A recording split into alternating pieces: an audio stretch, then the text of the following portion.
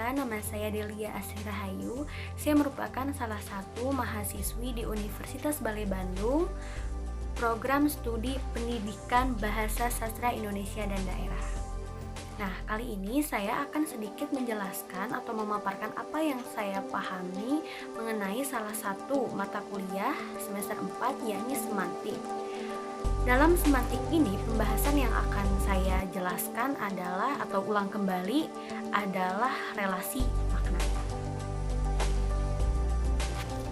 Relasi makna. Relasi makna terbagi menjadi dua bagian. Yang pertama adalah sinonim dan yang kedua adalah antonim.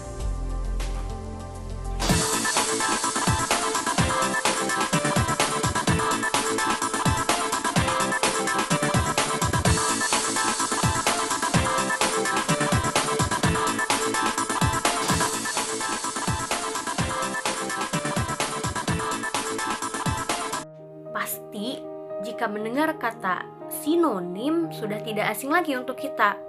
Nah, apa sih yang kalian ketahui mengenai sinonim? Benar sekali. Sinonim bisa juga disebut dengan nama lain.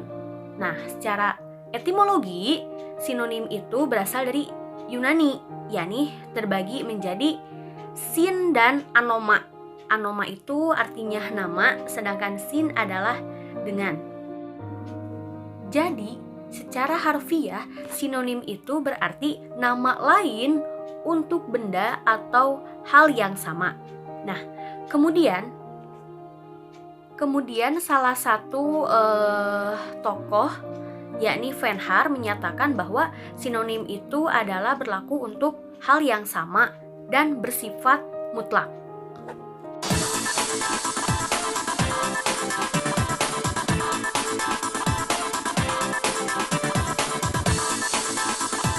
Kemudian ada hal yang harus diperhatikan mengenai kemungkinan untuk menukar sebuah kata dengan kata lain yang bersinonim. Ada beberapa faktor. Yang pertama adalah faktor tempat. Contoh saya dengan beta. Faktor waktu. Contohnya hulu balang dengan komandan. Kemudian faktor kegiatan, contohnya matahari dengan surya. Dan faktor makna itu sendiri, yakni melirik dan melotot.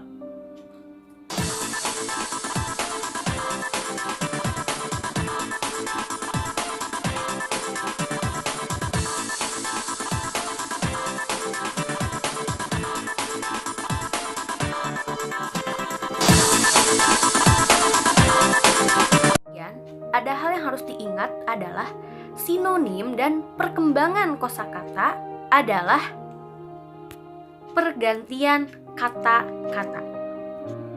Nah, itu dia pembahasan yang pertama mengenai sinonim secara etimologi, harfiah, kemudian kemungkinan-kemungkinan beserta faktor dan contohnya dan hal yang perlu diingat. Kita lanjutkan pembahasan mengenai relasi makna yang kedua, yakni antonim.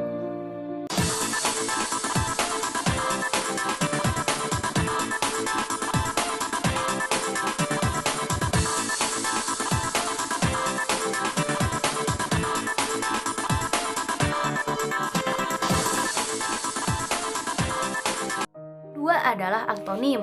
Antonim sama berasal dari Yunani kuno. Secara etimologi terbagi menjadi dua. Yang pertama adalah onoma. Tadi apa onoma? Onoma adalah nama. Kemudian anti. Anti itu artinya melawan. Jadi secara harfiah dapat diartikan bahwasannya antonim adalah nama lain untuk benda lain pula. Venhar juga menyatakan bahwasannya yang maknanya kebalikan dari makna atau ungkapan lain berarti hanya dianggap kebalikan, bukan berlawanan mutlak.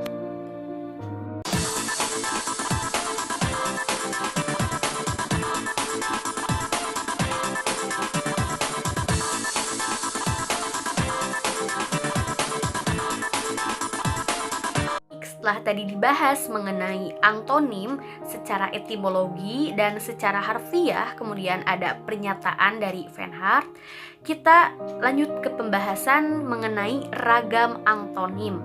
Nah, ragam antonim itu terbagi menjadi 4 bagian.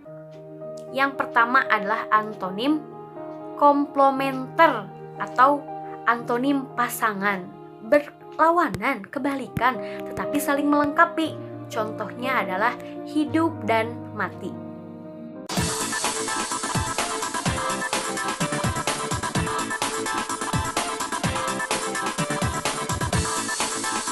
Kedua adalah antonim gradable.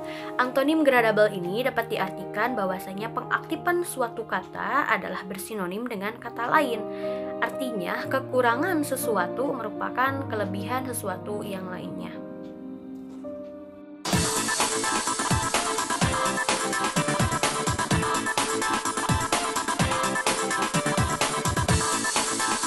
Yang ketiga adalah antonim relasi atau kesimetrian pasangan. Nah, pasangan ini memiliki hubungan yang sangat erat. Contohnya guru dan murid. Dan yang terakhir adalah antonim resiprokal atau timbal balik. Nah, pasangan ini sering berlawanan atau berlainan, tetapi dalam fungsinya berkaitan erat. Contohnya adalah menjual dan membeli.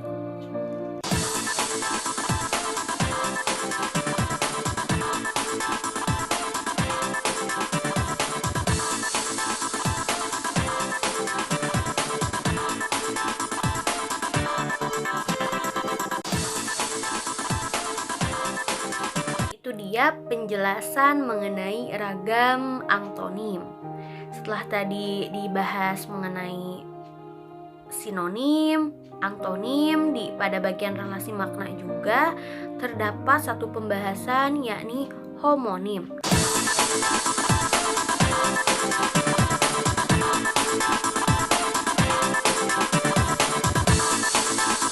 Kita bahas sedikit. Homonim itu sama juga secara etimologi berasal dari Yunani.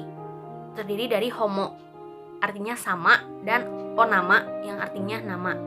Kemudian Ferran menyatakan bahwasannya homonim itu merupakan suatu yang sama tetapi berbeda makna.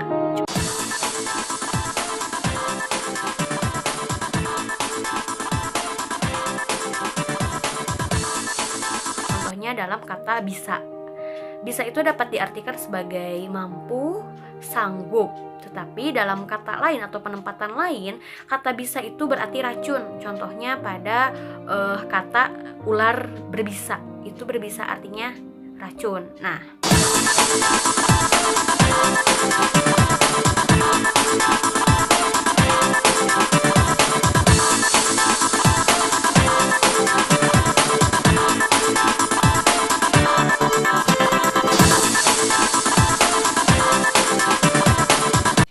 teman-teman, itu dia pembahasan mengenai salah satu mata kuliah Bahasa Indonesia Semantik. Saya yang dibahas seperti yang tadi diungkapkan di awal, saya membahas mengenai relasi makna yang terdiri dari sinonim, antonim, dan homonim. Mungkin itu saja yang dapat saya sampaikan pada kesempatan ini. Mohon maaf apabila ada kata-kata yang salah, kata-kata yang kurang berkenan, atau contoh yang kurang sesuai, karena itu mutlak kekurangan diri saya. Dan terima kasih, mohon untuk kritik dan sarannya yang bersifat membangun. Wassalamualaikum warahmatullahi wabarakatuh.